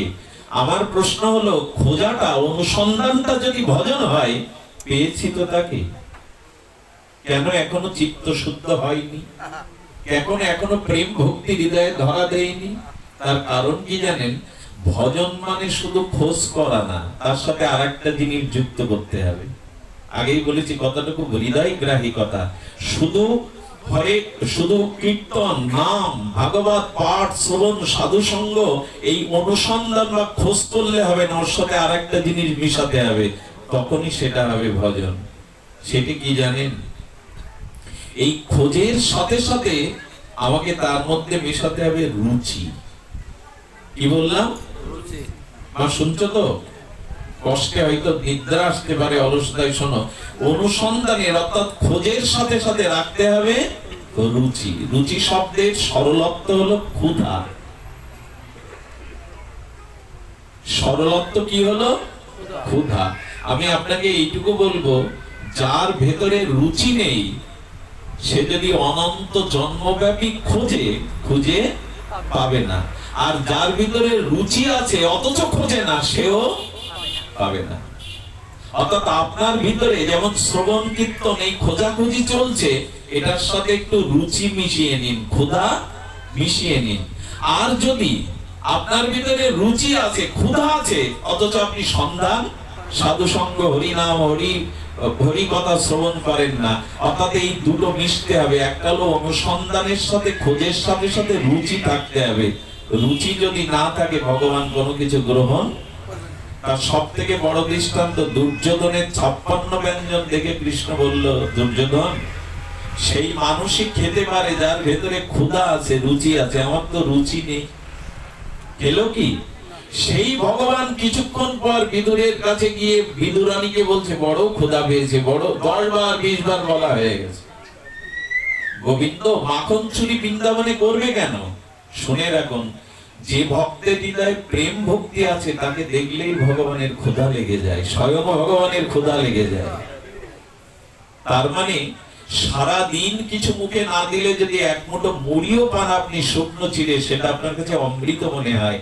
আমরা খুঁজছি বটে, শ্রবণ কীর্তন করছি বটে, কিন্তু আমাদের রুচির অভাব। বলি কি মা, রুচি আনতে হবে। রুচি আসলে কি হবে জানেন? রুচি আসলে রস হবে। গাভীকে আপনি ভাত, রুটি, ঘাস দেন, ও কিন্তু গলৎকরণ করে, তখন খায় না। ও যখন নিরিবিল একটা জায়গায় বিশ্রাম নেয়, তখন শুয়ে পড়ে ওই খাদ্যগুলো আবার গলার কাছে নিয়ে আসে। আনতে আনতে ওকে জাগর কাটা বলে। চর্বণ করতে করতে দেখবেন ওর গাল শীতে ফেনা এসে যায়। তার মানে রসটা এনে ওই খাদ্যটাকে রস মিশিয়ে তখন আস্বাদন করে। আপনি জিহ্বায় যা দেন, জিহ্বা থেকে যদি রসক্ষরিত না হয়, বলুন তো ওই জিনিস আস্বাদন হবে? তবে এই জন্য বলছেন, ভগবানকে খোঁজ করার সাথে সাথে আপনার ভিতরে রুচিরূপ রস মিশান, না হলে প্রেম ভক্তি হবে না, ভজন হবে না। রসটা মিশিয়ে নিন। আমাদের ভিতরে ওটা নেই। আমার ভিতরে আমার মতো যারা, তারা সন্ধান করছে, শ্রবণ কীর্তন করছে, কিন্তু ক্ষুধা নেই, রুচি নেই। সেই রুচিটা কেমন শুনুন। তাহলে আমরা একটু ভক্ত চরিত্রে চলে যাই। আমাদের রুচি বাদ দিন, ভগবানের ভজন, ভগবানও তো ভজন করেন, তার রুচিটা দেখুন। জগন্নাথ মন্দিরে, পুরীতে জগন্নাথের একজন সেবক, এটা 400 বছর আগের ঘটনা। উনি সকালে জগন্নাথের পোশাক পরিবর্তন করতে গিয়ে দেখে, আজকাল প্রতিদিন সকালে দেখা যাচ্ছে যে পোশাকগুলো ছেঁড়া, চারিদিকে পোশাকগুলো কেটে কেটে গেছে, ছুরি দিয়ে যেমন ছেঁড়া যায়। উনি হঠাৎ করে জগন্নাথকে স্নান করাতে গিয়ে দেখে মুখে সমস্ত অঙ্গে কাটার আঁচড়। উনি চরণে পড়ে বললেন, প্রভু, কে তোমাকে এভাবে কাঁচা আঁচড় দিচ্ছে? কে তোমার বসনটা প্রতিদিন ছিঁড়ে দেয়?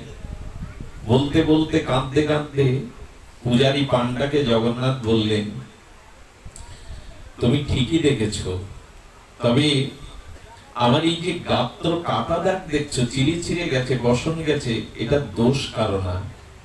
আমি প্রতিদিন ওই ফুলের বাগানে টোটাই যাই, ফুলের বাগানে ওই ফুলের কাটা লেগে আমার কাপড়, অঙ্গ প্রত্যঙ্গটা চিড়ে চিড়ে যায়। কেন যাও? তোমাকে তো ফুল দেয়া হয়। কেন যাই জানো? একটা কুমারী মেয়ে এসে ফুল তুলতে তুলতে গীত গোবিন্দ গায়। যখন গীত গোবিন্দ কীর্তন করে, জয়দেবের গীত গোবিন্দ ভগবান এত ভালোবাসেন, ওর ওই সুরে, ওর ওই গুণকীর্তনে আমি মাতোয়ারা হয়ে ফুলের কাননে যাই। ও তো ওর মতো গাইতে থাকে, কিন্তু সেই গীত গোবিন্দ শুনে আমার দেহাবেশ থাকে না, কখনো কাটাই ছিঁড়ে অঙ্গ প্রত্যঙ্গ ছিন্ন বিচ্ছিন্ন হয়, আমি উপলব্ধি করতে পারি না। রাধে রাধে। পান্ডা বললেন, তোমার ভজন, তোমার মহিমায় তুমি এতটা ব্যাকুল। সেই দিন থেকে পুরীতে নিয়ম হলো প্রতিদিন জগন্নাথকে গীত গোবিন্দ শোনাতে হবে। জানেন ভগবান কত ব্যাকুল হয়ে যান। একদিন আমাদের পুরীতে লীলাচলে এক দেবদাসী এরকম ভজন করছেন। সে দেবদাসীর কিন্নরী কণ্ঠিতে যখন মধুময় ভজন করছেন, মহাপ্রভু গাম্ভীরার মধ্যে ছিলেন। মহাপ্রভু গাম্ভীরার মধ্যে থেকে সমস্ত বাহ্যিক আবেশ ভুলে গিয়ে দৌড়ে যাচ্ছেন। দৌড়ে যাচ্ছেন, ওই যে গাইছে তাকে দেখবে বলে উনি দৌড়ে যাচ্ছেন সেই সুরের আবেশে। যেতে গিয়ে কি বলবো, পুরী তো সমুদ্র তীর, ওখানে কাঁটা গাছ আছে। প্রভু সেই কাঁটা গাছে পড়ে গিয়ে সমস্ত শরীরটা ক্ষত বিক্ষত রক্তাক্ত হয়ে যাচ্ছে। তবু প্রভু সার নাই, তবু প্রভু সার নাই, প্রভু ছুটে যেতে যাবে। অঙ্গ সেবক গোবিন্দ দাস এসে জড়িয়ে ধরলেন, করছো কি প্রভু? ও তো দেবদাসী, ওকে স্পর্শ করলে তোমার সন্ন্যাসী নষ্ট হয়ে যেত। গোবিন্দ গোবিন্দ আমার মনে ছিল না কে গাইছে, কিন্তু ভগবানকে এমন ব্যাকুল করে যে কীর্তন করে, আমি তার কাছে যাওয়ার জন্য ব্যাকুল হয়ে গেছিলাম, কাঁটাবিদ্ধ হয়েছে। তবু বলে, এই হলো রুচি। মহাপ্রভু আরতি দেখছেন জগন্নাথে, সমস্ত হাজার হাজার সহস্র সহস্র মানুষ জগন্নাথের দিব্য আরতিতে বিমোহিত হইতে দেখছেন। কি বলবো, ঘটনাটা আপনাদের জানা। একটা খর্গকায় মাতাজি এসেছেন, মানে একটু বেটে। তো সেই খর্গকায় মাটা ওই যে মানব প্রাচীর দিয়ে সব আরতি দেখছে, উনি তার মধ্যে দিয়ে জগন্নাথের আরতি দেখার কোনো স্থান পাচ্ছে না। উনি ব্যাকুল হয়ে ছুটছেন, ব্যাকুল হয়ে ছুটছেন একটু জগন্নাথের আরতি দেখবার জন্য। তার এতটা রুচি, এতটা ক্ষুধা, পিপাসা, উৎকণ্ঠা, জায়গা পাচ্ছেন না। কিন্তু মহাপ্রভু গরুর স্তম্ভের ওখানে দাঁড়িয়ে পাঁচিলে একটা হাত দিয়ে জগন্নাথের আরতি দেখতেন, আর চোখের জলে প্রভুর নালা বয়ে যেত, খাল হয়ে যেত। ওই মাটি লক্ষ্য করছে, ওখানে একাকী একজন দাঁড়িয়ে আছে।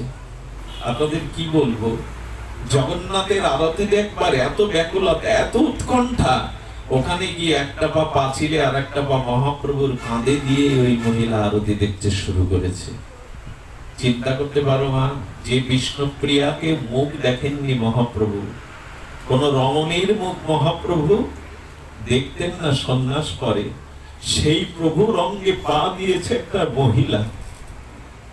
মহিলাটা যখন পা দিয়েছে, গোবিন্দ দাস বড় ক্ষিপ্র হয়ে কল্যাণিত মাকে টেনে নামাতে যাবে।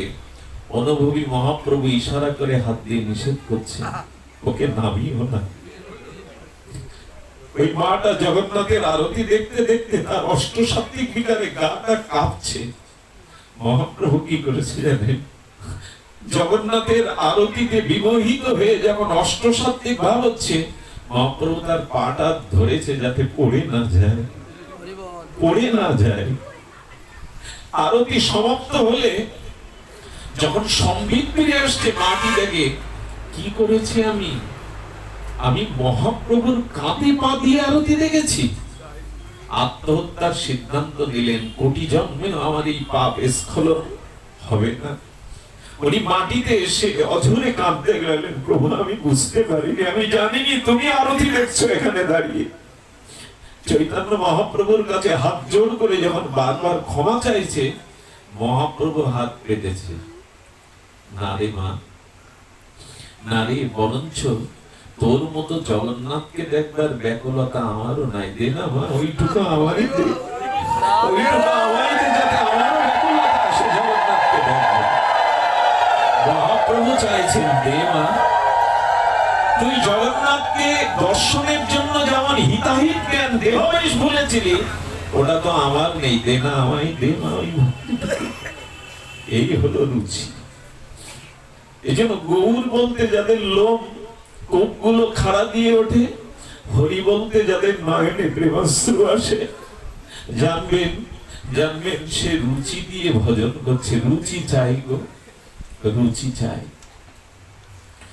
রুচি না হলে শুধু খোঁজাখুঁজি করে কোটি জন্ম করো যদি নাম সংকীর্তন, তবু না মিলিবে ব্রজেন্দ্র নন্দন।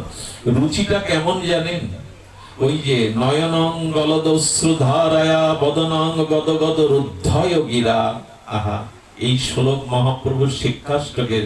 আপনার ভেতরে এই ভগবানকে ভজন করতে করতে খুঁজতে খুঁজতে রুচি কেমন? আহা, বললেন নয়নং গলদশ্রু ধারায়া। যেদিন গৌর বলতে গোবিন্দ বলতে এই পাষাণ বুক থেকে দুটা অশ্রু বিগলিত হবে, আমার কি মনে হয় জানেন? অত বড় পাহাড়টা, পাথরের মরমর পাহাড়, ওর মধ্যে দিয়েও ঝর্ণা বেরোয়। আচ্ছা, আমি কি পাথরের থেকেও কঠিন? গোবিন্দ বলতে গৌর বলতে আমার নয়নে জল এলো না কোনোদিন? পাহাড়ের মধ্যেও তো নির্ঝরণী ঝর্ণা প্রকাশ হয়, আমারও কি তা হলো না? পদগত্তা বলছেন তবে আমার হৃদয় পাষাণ না লোহা হয়ে গেছে, তা না হলে হয়তো ভগবানের জন্য বিগলিত হয়ে যেত। তবে হ্যাঁ, এই ব্যাস আসনে বসে, ব্যাস পিঠে বসে আমরা কেউ যেন আসর মাতানোর জন্য, শ্রোতাদের মনোরঞ্জনের জন্য না কাঁদি।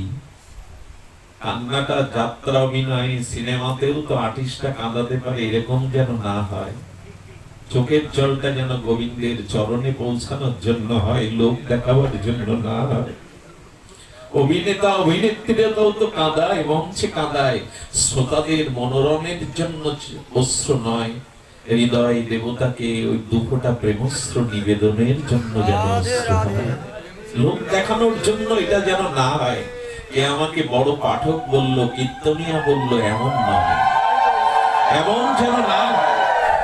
এই জন্য নয়ন গলদশ্রু ধারায়া বদনাং গদগদ রুদ্ধয় গিরা। দেখুন এই শব্দটা মহাপ্রভুর, এবং নিজে আচরণ করেছেন উনি।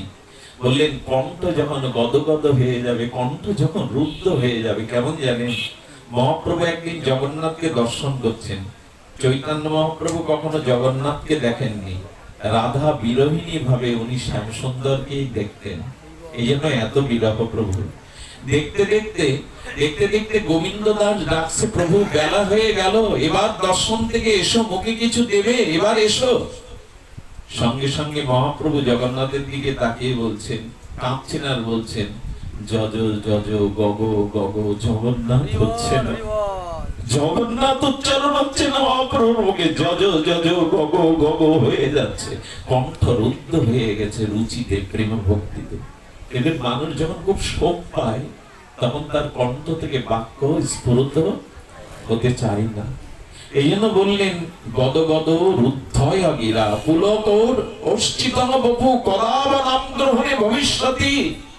তোমার কথা শুনে, তোমার নাম নিলে কবে আমার এরূপ দশা হবে প্রভু?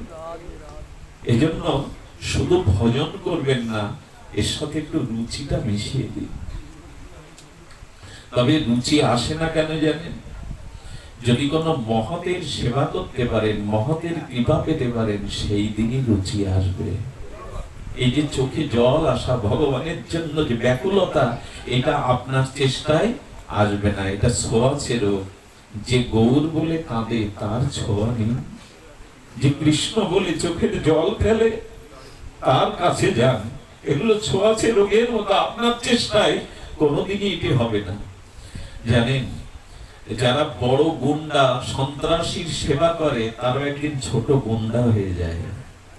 যারা বড় বড় নেতার পেছনে ঘোরে না, তারাও একদিন ছোট নেতা হয়। আপনি সদ্য বৈষ্ণবের সেবা করুন, তাহলে আপনার ভিতরেও বৈষ্ণবত্ব, ভগবত ভক্তি আসবে। যতদিন মহাত্মার সেবা না হবে, ততদিন ওই ভাব আসবে না। আমার একটা কথা মনে পড়ে, আমাদের বাবাজি মহারাজ, আমাদের জানেন, জয় নিতাই গৌর রাধে শ্যাম ভজ হরে কৃষ্ণ, এই যে নাম নিষ্ঠ আমাদের রাধারমন দাস বাবাজি মহাশয়ের গণের মধ্যে বাবাজি মহারাজকে তার এক শিষ্য প্রাণ ঢালা সেবা করতেন। কি বলবো আপনাদের, রাত্রে ঘুমাতেন না, প্রভু চরণ সেবা করতেন, রাত দিন সেবা করতেন। তো বাবাজি মহারাজ যখন অপ্রকাট হবেন, তখন শিষ্যকে ডেকে বললেন, কি রে, কিছু চাইবি না আমার কাছে? সারাটা জীবন পিতামাতা সংসার ছেড়ে নিজের সুখ জলাঞ্জলি দিয়ে আমার সেবা করলি, কিছু চাইবি না? হাত জোর করে তখন বলছেন, দেখ রে, আমি তোকে বলছি, তুই যদি বৈকুণ্ঠ চাস, আমি ওইটুকু নিতাই চাঁদের কাছ থেকে পেয়েছি, তোকে দিতে পারি। কি চাই তোর বল? রাজা হতে চাস, ধনী হতে চাস? তুই যা চাইবি আমি কথা দিচ্ছি তোকে দিয়ে দেবো। কিছুই চাসনি, তুই সারা জীবন আমার সেবা করেছিস। বাবাজি মহারাজকে বলছেন, তাহলে মাথায় হাত দিয়ে বলুন, আমি যা চাইবো তা দেবে? ওরে, আজও বিশ্বাস এলো না তোর যে আমি যা চাইবো আমি তা দেব? তোকে না দেওয়ার তো কিছু নেই, আমি বৈকুণ্ঠ দিতে পারি, স্বর্গ তো তুচ্ছ। চেনে বললেন, তবু মাথায় হাত দিয়ে বলুন। ও, মাথায় হাত দিয়ে বলতে হবে, আচ্ছা দিলাম, চা। 2 মিনিট নীরব থেকে চোখের জলে বললেন, ওইটা দিন। কোনটা রে? কি চাই? টাকা পয়সা? যদি এই আশ্রমের স্বত্বাধিকারী হবি তুই? বললেন না। বললেন, এইটুকু চাই, সারা জীবন দেখেছি আপনি বসে যখন নিতাই বলেন, নিতাই বলার সাথে সাথে আপনার চোখ দিয়ে অশ্রু গড়িয়ে পড়ে। আমাকে ওইটুকু দিয়ে যান, যাতে নিতাই বললে আমিও প্রেমাশ্রুই গড়িত হতাম। ওইটুকু দিয়ে যান, আমাকে ওইটুকু দিন। বাবাজি মহারাজ নীরব হয়ে গেলেন। বাবাজি মহারাজ নীরব হয়ে গেলেন। বহুক্ষণ পর মুখ খুলে বললেন, আমার সারা জীবনের সম্পদ সব নিয়ে নিবি তুই? সারাটা জীবন এইটুকুই সঞ্চয় করেছি নিতাই বলে, দুপুরা প্রেমের স্রোত, সব নিয়ে নিবি? তবে নে, আজ থেকে আমার নিতাই বলে কান্না আমি তোকে দিয়ে গেলাম। সারাটা জীবন ওই ভক্ত সেবক যখনই নিতাই বলতো, তার চোখ দিয়ে বিগলিত পিস্কারির ন্যায়, জলযন্ত্রের ন্যায় অশ্রু বিগলিত হতো। দেখুন, এই হলো রুচি, যেন নিতাই বলে কাঁদতে পারি। আপনি মাঝে মাঝে একাকী গোবিন্দের জন্য দুপুরটা জল ফেলবেন, দেখবেন ভেতরের অনেক বোঝা নেমে গেছে। চোখের জল পড়লে কি হয় জানেন?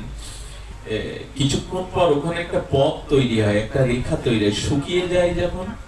গোবিন্দ বলছেন, তোর অনন্ত জন্মের যে পাপ আবর্জনা ছিল, দুর্বাসনা কামনা, আমি তো ওই পথ দিয়ে যাই না, তো চোখের জলে যদি পথটা ধুইয়ে দিতে পারিস, তখন আমি তোর কাছে যাবো রে। ওই পথ ধরেই তোর কাছে আসবো, ওই পথ ধরেই আসবো। এই জন্য নিতাই বলে একটু রুচি চাই, ব্যাকুলতা চাই। আমাদের ভজনে রুচি হলো না। যুগায়িতাং নিমেষণ চক্ষুষা প্রাবিশায়িতাম, এই হলো রুচি।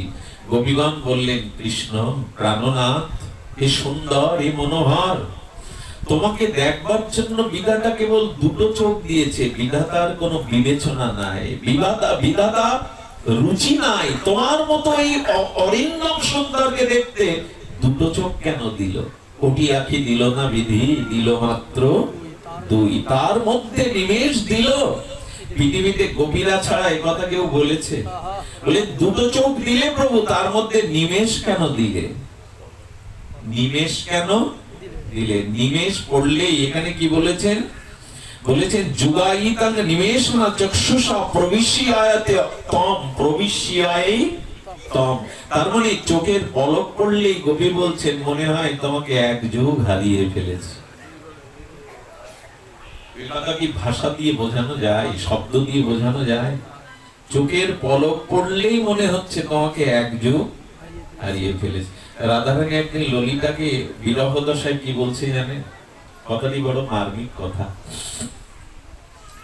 ললিতাকে বলছেন, ললিতা রে, ললিতা, শ্যাম সুন্দরকে নয়নে দেখতে গেলেই বাধা হয়ে দাঁড়ায় চোখের পলক। আচ্ছা ললিতা, তুই একটু জানতে পারিস শাস্ত্র থেকে মাছের চোখ কোন সাধনায় পাওয়া যায়? রাধারানী প্রশ্ন করছে, ললিতা রে, মিন মানে মাছের চোখ কোন সাধনা করলে পাওয়া যায়? বলে কেন রাধে? বলে আমি জেনেছি মাছের চোখের পলক পড়ে না। তারা যতদিন বেঁচে থাকে জলে থাকে তাদের চোখের পলক রাধারানী বৃষ্টি গেছে ওখানে। দেখ আমার চোখে শ্যামসুন্দরকে দেখতে গেলেই তো পলক আসে।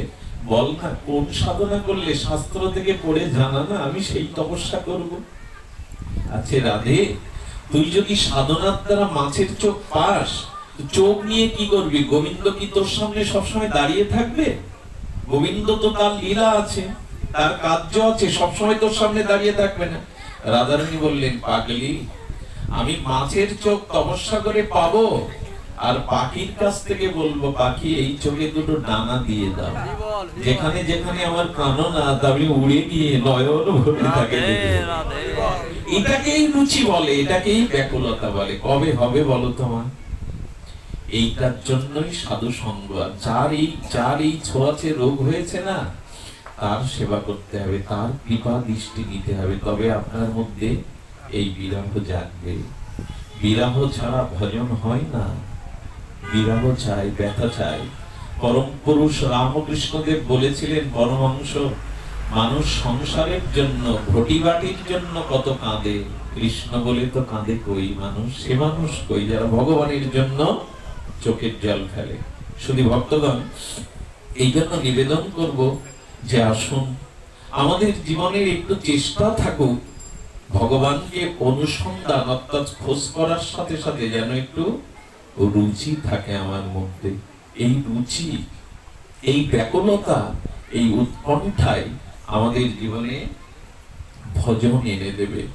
আমাদের প্রকৃত ভজন এই উৎকণ্ঠার মধ্যে আসবে। সেই উৎকণ্ঠার ছোট একটি দৃষ্টান্ত দিয়ে আমরা পাঠ বিশ্রামের দিকে যাই। দৃষ্টান্তটা হলো ভক্ত চরিত্রের আশ্রয় নিতে হবে আমাদের। ভক্তরা যে ব্যাকুলতায় আর ভগবানকে আস্বাদন করেছেন, সেই ব্যাকুলতা চাই আমাদের। সেই ব্যাকুলতার একটা দৃষ্টান্ত আমি আপনাদের একটু জানাই, ভালো লাগবে আপনাদের। এইটা শ্রবণের মাধ্যমেই, কীর্তনের মাধ্যমে আমরা পাঠ বিশ্রাম রাখবো। ঘটনাটি কয়েকবার বলছি, এখন তো প্রত্যেকটা পাঠ চলে যায়, এখন যান্ত্রিক যুগ চলে যায়, তবু বারবার বললেও এটা পিপাসা মেটে না। দেখুন, শ্রীকৃষ্ণের বাল্য বন্ধু, গোষ্ঠের একান্ত সখা ব্যাকুলতাটা দেখুন। সখাদের নিয়ে কৃষ্ণ গোষ্ঠে যান ভান্ডির মনে। কোন বনে? গোচরাতে কোথায় যান? ভান্ডির মনে। এখন একটি সরল যুবক শ্রীরাম বৃন্দাবনে তার গুরু আশ্রমে শ্রী গুরুমুখে প্রতিদিন এই পাঠ শোনেন। কি পাঠ শোনেন? যে আজ গোবিন্দ নিত্য লীলাতে গোষ্ঠে যান ভান্ডির বনে সখাদের নিয়ে। শুনছেন তো মন দিয়ে? বলছেন আজ ভান্ডির মনে গোপাল গোচারণ ভূমিতে আর গোষ্ঠে যান।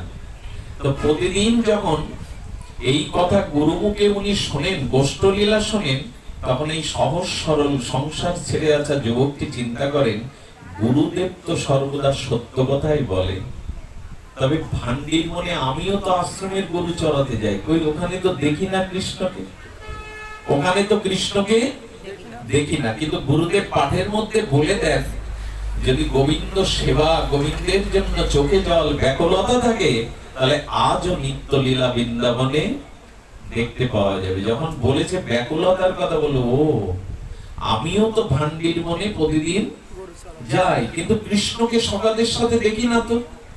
তবে গুরুদেব যেটা বলেছেন সত্য, আমার তো চোখে জল বা ব্যাকুলতা নিয়ে তাকে খুঁজিনি, তবে আজকে সকাল সকাল যাব। কি বলবো আপনাদের, ভান্ডির মনে যখন গাভীগুলোকে ছেড়ে দিয়েছে, ওখানে কদম্ব বৃক্ষের তলে বৃক্ষের তরু ছায়ে বসে বলছেন, দেখো কৃষ্ণ, আমি মূর্খ, আমাকে সবাই মূল্যায়ন করে না, আমার মাথা মোটা বলে, আমি বুদ্ধি কম, আমি বুঝি না কিছু, কিন্তু গুরুদেব যা বলেছেন এটা তো সত্য। প্রভু, তুমি প্রতিদিন এখানে এসো, তো সব সকালের সাথে যদি ধেনু চড়াও, আমাকে কেন দেখাও না? আমি সরল বলে, আমি ভজন জানি না বলে, আমি তোমার পূজা পার্বণ মন্ত্রতন্ত্র জানি না বলে।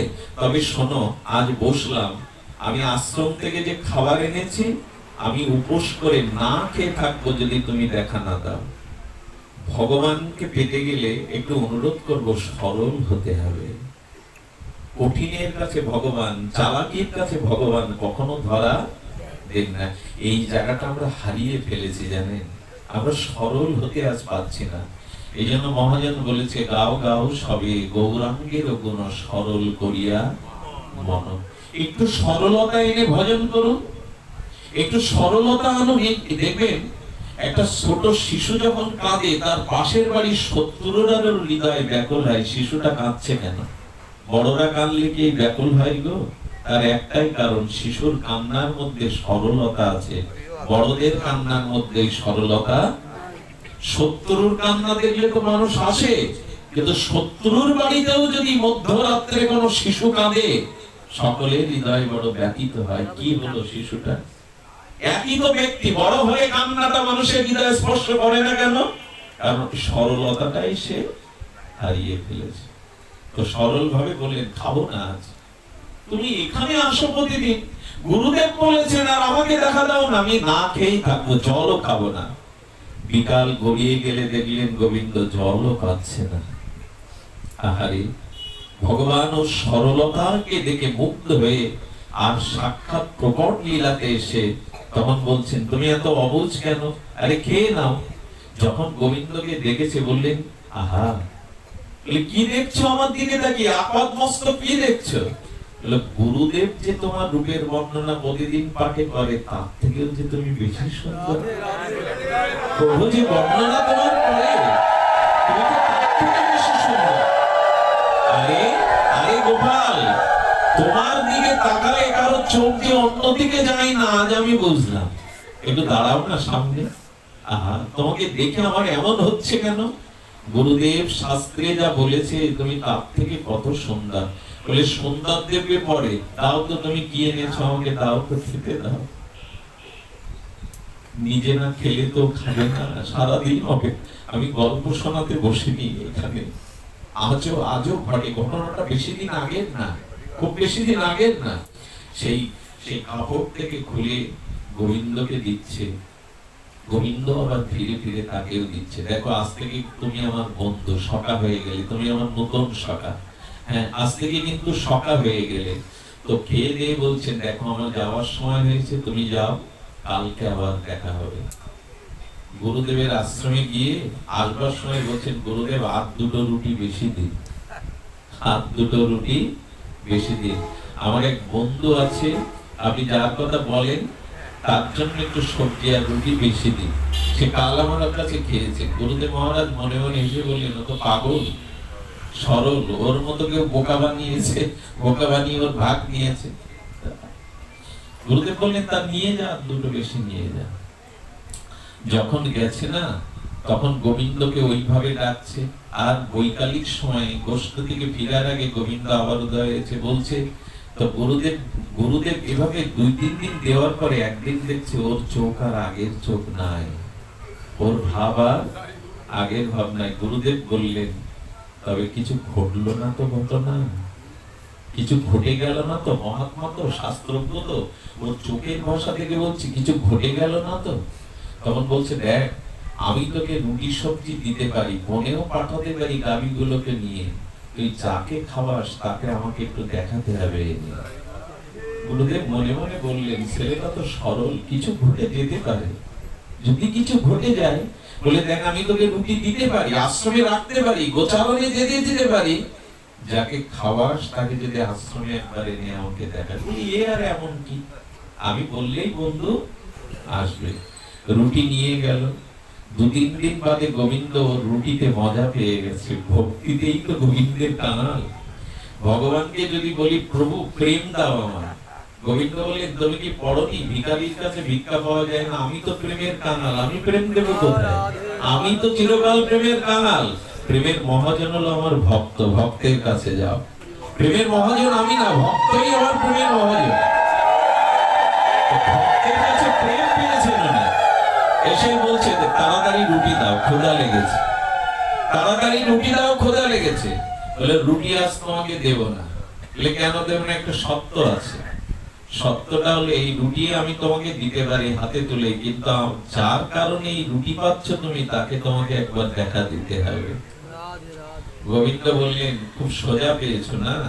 হ্যাঁ, তোমাকে সরল বলে কৃপা করে দেখা দিয়েছি বলে জগতের সবাইকে আমাকে দেখা দিতে হবে। হ্যাঁ, খুব সরল পেয়েছো আমায়, যাও, তোমার রুটি প্রয়োজন নেই, আমি তোমার গুরুদেবকে দেখা। কেন পারবে না? কেন পারবে না? বলে, তোমার মতো সরলতা যে তোমার গুরুদেবের নাই। অনেক শাস্ত্র জানে, অনেক জ্ঞানী, অনেক পণ্ডিত, কিন্তু তোমার মতো সরলতা যে ওর মধ্যে নাই। বলে, যাই জানো, শোনো, আমি তো গুরুদেবের জন্যই তোমায় পেয়েছি, গুরুদেবের জন্যই এখানে আসতে পেরেছি। আমার একটা কথা রাখতে হবে, আমাকে একটা কথা রাখতে হবে, তোমাকে গুরুদেবকে দেখাতে। গোবিন্দ বলছেন, আদৌ সম্ভব? ও আমাকে এই জন্মে পাবে না। বললেন, তাহলে শোনো, এই রুটি আমি বাঁধলাম, আমিও খাবো না, তোমাকেও আমি, দেখুন ভালোবাসা কি জিনিস, তোমাকেও আমি রুটি দেব না। আর আজ থেকে জেনে রাখো, আমাদের বন্ধুত্ব এখানেই নষ্ট, আমি আর ভান্ডির বনে আসবো না। এই বলছে আর গরুগুলো নিয়ে যাচ্ছে, বারবার তাকাচ্ছে। ভগবানের প্রতি একটা আসক্তি এসে গেছে তো, আমি আর আসবো না, তোমার এখানে কোনোদিন আসবো না, আজ থেকে আমাদের বন্ধুত্ব শেষ।